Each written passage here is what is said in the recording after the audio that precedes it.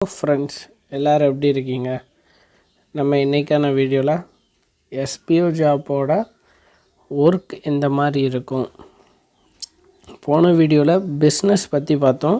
இந்த வீடியோவில் அதோட ஒர்க் எந்த மாதிரி இருக்கும், எவ்வளோ மணி நேரம் இருக்கும் அப்படிங்கிற டீட்டெயில் பார்க்கலாம்.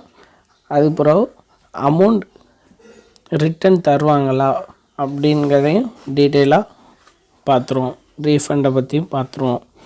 கூட ஃபஸ்ட்டு ட்ரைனிங் பீரியடுன்னு அவங்க சொல்லியிருக்காங்க. ஒரு 2 month கிட்ட சொல்லியிருக்காங்க ட்ரைனிங் பீரியடு. அதில் 3 டைப் இருக்குது. என்னென்ன டைப்புன்னு பார்க்கலாம்.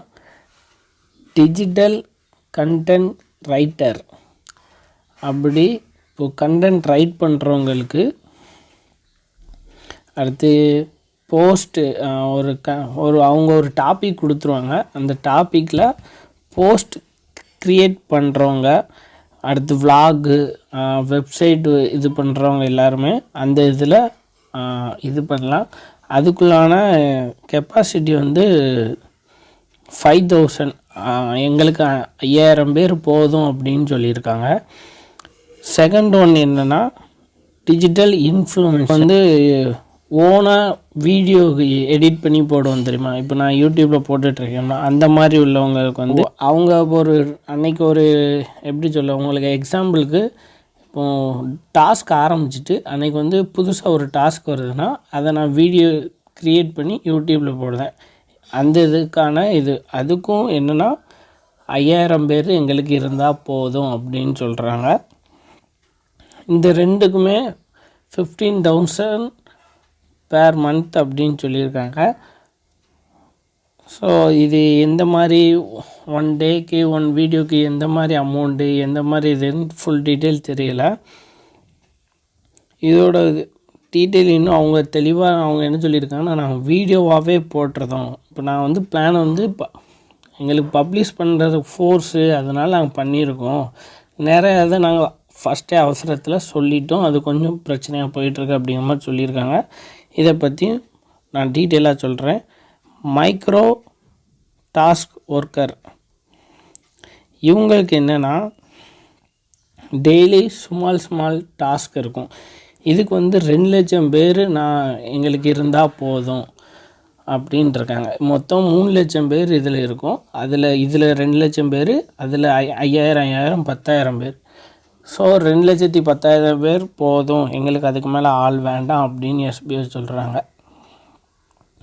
இப்போ நிறைய பேர் கமெண்டில் எல்லா இதுலேயும் என்ன சொல்லிகிட்டு இருக்காங்கன்னா, எதுக்கு போதும் மறுபடியும் அமௌண்ட் கெட்ட சொல்லுவாங்களா அப்படின்னு நிறையா சண்டை போட்டுட்ருக்காங்க.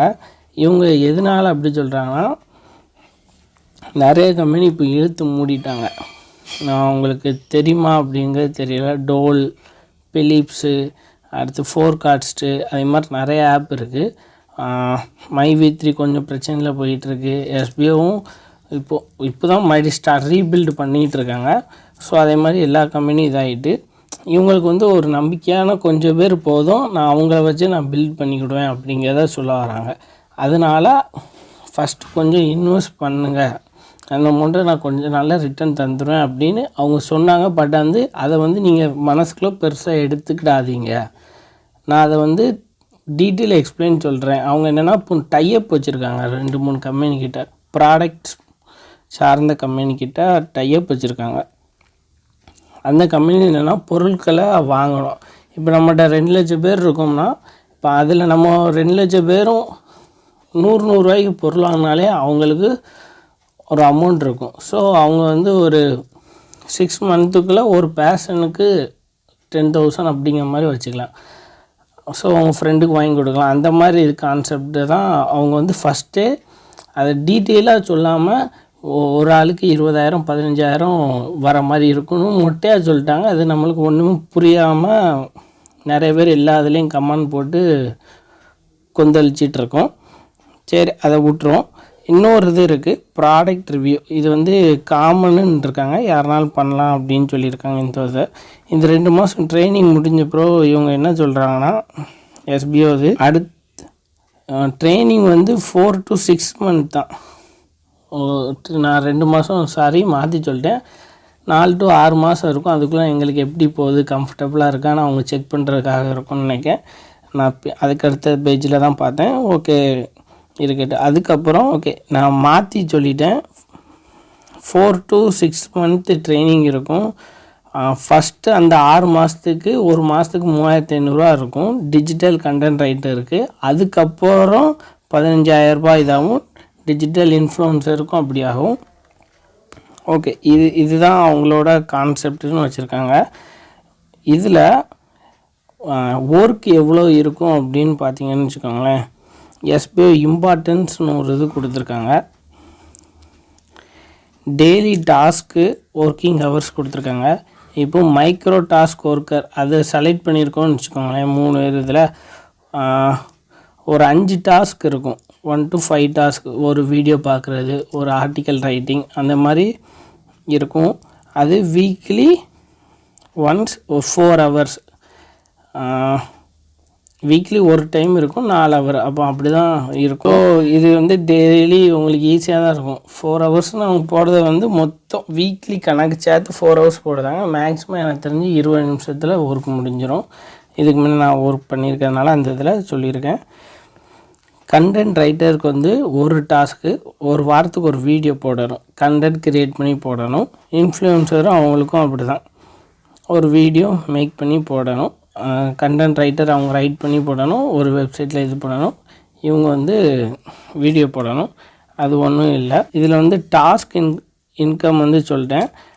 ப்ராடக்ட் ரிவ்யூ இன்கம், நம்ம பொருளை வாங்கியும் ரிவ்யூ பண்ணி இது பண்ணலாம்.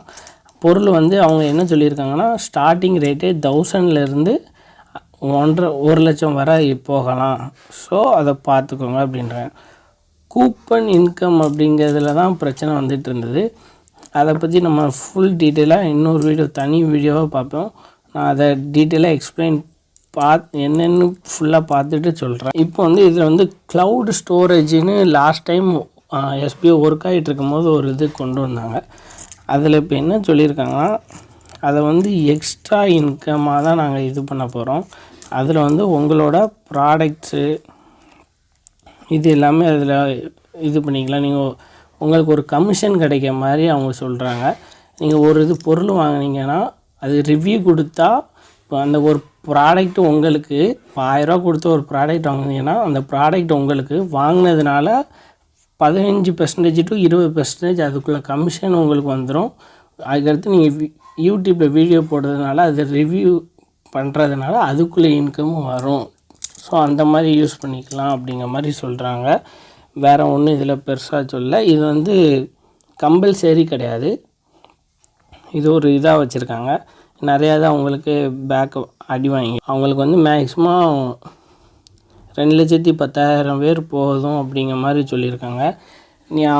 இவங்க வீடியோ போடணும் அப்படிங்கிறதுனால நிறையா இது வந்து பிரச்சனை போயிட்டுருக்கு. இப்போ இவ்வளோ தான், இதுதான் ஒர்க்கு, இதுதான் எல்லாம் ஓகே. இப்போ நிறைய பேர் கமெண்ட்ஸில் வந்து ரீஃபண்ட் எப்போ வரும் அப்படிங்கிற மாதிரி கேட்டுட்ருக்காங்க. ரீஃபண்ட் வந்து என்ன சொல்லியிருக்காங்கன்னா ஆகஸ்ட் 1st வீக்குள்ளே நாங்கள் எல்லாத்தையும் எஸ்பி வேலெட்டில் இருக்க அமௌண்ட்டை நாங்கள் கொடுத்துட்டு அடுத்து ரீஃபண்டுக்குள்ளது போட்ட தொட்டு ரீஃபண்ட் கேட்டவங்களுக்கும் நான் கொடுத்துருந்தேன் அப்படின்னு தான் அவங்க டீட்டெயிலாக சொல்லியிருக்காங்க. ஸோ அதனால் அதை பொறுத்துட்டு தான் பார்க்கணும். எல்லா சேனல் எல்லா இதுலேயும் போயும் எல்லா தனித்தனி பர்சனலாகவும் கமெண்ட் பண்ணாதீங்க, சண்டை போயிட்டுருக்கோம். இப்போ இன்னொன்று நான் சிம்பிளாக சொல்கிறேன்னா, இப்போ டோலு, பிலிப்ஸு, மைவி3, ஃபோர்காஸ்ட் இவங்ககிட்டலாம் உங்களால் காண்டாக்ட் பண்ணி பேச முடிஞ்சுதா? ஒரே வார்த்தை அதுதான். இப்போ இவங்க வந்து ஒரு போராடுதாங்க. நம்ம பார்க்கறதுலே தெரியுது. இவ்வளோ ப்ரூஃப் அனுப்புகிறாங்க, இவ்வளோ இது இருக்குது, விசாரித்து பார்க்கலாம். திருவண்ணாமலையில் தான் இருக்குது, நேரில்னாலும் போய் பார்க்கலாம், என்னன்னாலும் போய் பண்ணலாம். நீங்கள் கேட்கறது நியாயமாக இருக்கா? அது நீங்கள் யோசிங்க.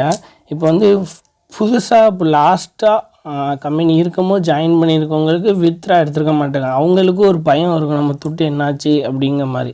இப்போ அவங்க பயப்பட்டு கேள்வி கேட்கலாம், எதுனாலும் பண்ணலாம். ஆனால் அவங்கள்ட்ட பொறுமையாக இருங்க, நம்ம சொல்லலாம் தந்துடுவாங்க அப்படின்னு. ஏன்னா ஒரு பேட்ச் வந்து அமௌண்ட்டு ரிலீஸ் பண்ணியிருக்காங்க, அதுக்குள்ளே ப்ரூஃபும் காட்டியிருக்காங்க. ஸோ இந்த ஆகஸ்ட்டில் அவங்க ரிலீஸ் பண்ணுவாங்க அப்படிங்கிறத நம்ம பிலீவ் பண்ணி இருக்கணும். இன்னொன்று நிறைய பேர் பழைய மெம்பரு எனக்கு வேண்டாம். அவங்க என்ன நினைக்கிறாங்கன்னா, ஃபஸ்ட்டு ஒரு 6,500 கட்டி ஒரு 20,000 ஒரு 3 அக்கௌண்ட் ஒருத்தர் நான் பார்த்தேன். எனக்கு அவர் இது காமெடியாக இருந்தது. என்னென்னா 3 அக்கௌண்ட் வச்சுருக்காரு. அவர் கீழே ஜாயின் பண்ணி விட்ருக்காரு. 6,500 6,500 ஒரு 6,500 அப்போ பாருங்களேன், ஒரு 20,000ன்னு வச்சுக்கோங்க. 20,000 போட்டிருக்காரு. அவர் அதில் போட்டு ஒரு ரெண்டு விட்ரா இல்லாததையும் எடுத்துட்டார். ஒரு இதில் மட்டும் ஒரு விட்ரான்னு நினைக்கிறேன், அது எனக்கு டீட்டெயில் ஃபுல்லாக தெரியல, எடுத்துட்டார். ஸோ அப்போது வித்ரா ஆப்ஷனே அப்போ வந்து 5,000 கிட்ட இருந்துன்னு நினைக்கிறேன். 5,000மா 8,000மான்னு தெரில, சம்திங் இருந்தது. அவர் போட்ட துட்டிலேருந்து லாபம் எடுத்துட்டார். ஓகேவா? இப்போ மறுபடியும் 30,000 கிட்ட எடுத்துட்டாருன்னு வச்சுக்கோங்க. 10,000 லாபம் எடுத்துட்டார். 20,000 போட்டு 10,000 லாபம் எடுத்துட்டார். இப்போ மறுபடியும் எனக்கு வந்து ரீஃபண்ட் வேணும், எனக்கு இந்த கம்பெனி வேண்டான்னு சொல்லி ரீஃபண்ட் கேட்காரு. இப்போ அவர் என்ன பிளான் போடுறாரு, 10,000 எடுத்துட்டார். இப்போ 20,000 ரிட்டர்ன் வந்துடும். அப்போது நம்மளுக்கு இப்போ லாபம் தானே, 50,000 மொத்தம் ஆச்சு, 20,000 போட்டு 30,000 நம்ம அடிச்சிட்டோம் அப்படிங்கிற மாதிரி பிளானுக்கு அவங்க போகிறாங்க. கொஞ்சம் மாதிரி மனசாட்சின்னு ஒன்று இருக்கணும்.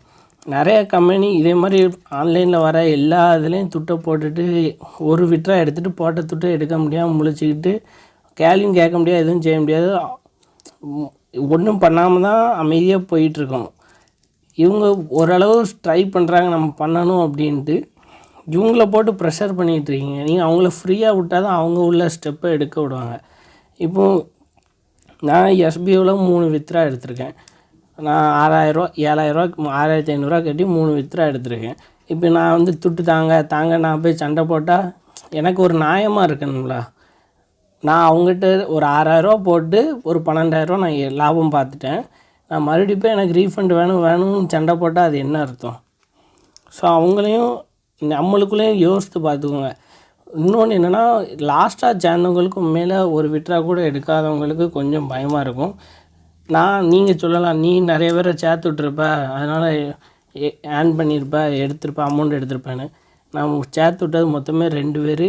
நான் யாரையும் வற்புறுத்தியும் சேர்க்கலை, யூடியூப்லேயும் நான் கொடுக்கல. பழைய ஐடி காப்பிரைட்னால போயிட்டு அதுலேயுமே நான் நீங்கள் ஜாயின் பண்ணுங்கள் அப்படின்னு நான் எதுவுமே சொன்னதில்லை. மொத்தமே 2 பேர் என் ஃப்ரெண்ட்ஸு தான் ஜாயின் பண்ணாங்க. 2 பேரும் ஒவ்வொரு விட்ரா எடுத்திருக்காங்க. அவங்க போட்ட துட்டிலேருந்து 500 எடுத்திருக்காங்க. அவங்க ஒரு கேள்வியும் கேட்கல, ரீஃபண்ட் வரப்போகலாம்ல அப்படின்னு. ஓகேல வந்தால் ஓகே, வரலன்னா ஒன்றும் பிரச்சனை இல்லை, நம்ம போட்ட துட்டு எடுத்தாச்சு, அதுவே போதும் அப்படின்னு சொல்லிட்டாங்க. நீங்களும் அதே மாதிரி இவங்க எல்லோரும் அதே மாதிரி இருக்க மாட்டாங்க. அவங்களும் லாஸ்ட்டாக தான் போட்டாங்க. ஆனால் பட்டு கொஞ்சம் நாள் எடுத்தது வந்துட்டோம் அப்படிங்கிறதுனால அவங்க ஒரு நிம்மதியாக இருக்காங்க. ஒரு விட்ரா கூட எடுக்காதவங்க உண்மையில் கோவம் இருக்க தான் செய்யும். அவங்களுக்கு ஒரு பேட்ச் ரிலீஸ் பண்ணிட்டாங்க ஆல்ரெடி, அது ப்ரூஃபும் சப்மிட் பண்ணியிருக்காங்க. இந்த ஆகஸ்ட்டில் பண்ணுவாங்க அப்படின்னு சொல்லியிருக்காங்க. ஸோ வெயிட் பண்ணி பாருங்கள். சும்மா ரீஃபண்டுன்னு சொல்லி அவங்கள போட்டு ப்ரெஷர் பண்ணிங்கன்னா அவங்களுக்கு தான் ப்ரெஷரில் அவங்க என்ன பேசுன்னு தெரியாமல் அவங்க பாட்டு இப்போ ஒரு பிளான் வந்திருக்கு, ஓப்பன் பண்ண போகிறோம் அப்படின்ட்டு எல்லாத்தையும் சொல்லிட்டாங்க. 20,000 வேணும் எங்களுக்கு, கம்மி பீப்புள் போதும், டான்னு நீங்கள் கொடுக்க ப்ரெஷரில் அடிச்சுட்டு இப்போ நம்மளுக்கு தான் ரிப்பீட் ஆன மாதிரி ஆகிட்டு நம்ம உட்காந்து என்னடா இப்படி ஆகிட்டு அப்படிங்கிற மாதிரி, நம்ம இன்வெஸ்ட் பண்ணணுமோ மறுபடியும் அப்படிங்கிற மாதிரி கேள்வி கேட்டுட்ருக்கோம். இவங்க அதுக்கும் பிளான் போட்டிருக்காங்க. என்ன செய்யலாம், துட்டுக்கு ஃபஸ்ட்டே கட்ட வேண்டாம், ஒரு ட்ரைனிங் பீரியடில் கொஞ்சம் பொருள் வாங்க வைக்கலாமா அப்படின்னு ஒவ்வொன்றும் போயிட்டுருக்கு. ஸோ அதை பார்த்து பொறுமையாக பண்ணுவோம், அவசரப்பட வேண்டாம்னு நினைக்க முடிச்சுக்கிட்டோம். இனி எந்த டவுட் இருந்தாலும் கமெண்டில் கேளுங்க, நான் கண்டிப்பாக ரீப்ளை பண்ணுறேன்.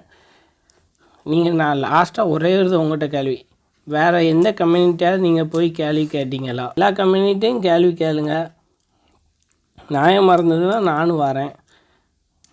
அவங்க நான் தரமாட்டேன் அப்படின்னாங்கன்னா நானும் உங்களுக்கு சப்போர்ட் பண்ணுறேன். டீட்டெயிலாக கமெண்டில் சொல்லுங்கள், நான் வீடியோ போடுறேன், நேரில்னாலும் வரேன், என்னன்னாலும் பண்ணலாம். இவங்க நான் ஸ்டெப் எடுத்து நான் பண்ணுறேன் அப்படிங்காங்க, நான் ரீஃபண்ட் கொடுத்து முடித்த பிறகு தான் அவங்க அமௌண்ட் பிளானே லான்ச் பண்ணதுக்கு அவங்க பிளான் போட்டுட்ருக்காங்க. அவங்க கொடுக்கறதுக்கு முன்னாடி தாங்கன்னு ப்ரெஷர் பண்ணோம்னா அவங்க வேறு ப்ரெஷரில் அவங்க அமௌண்ட் இப்போவுமே நீங்கள் பே பண்ணால் தான் தருவேன் அப்படிங்கிற மாதிரி ஆகிட்டுனா நம்மளுக்கு தான் மண்டை காஞ்சி போயிருப்போம். அதனால் கொஞ்சம் பொறுமையாக இருங்க. மீண்டும் அடுத்த வீடியோவில் காண்போம். நன்றி அனைவருக்கும்.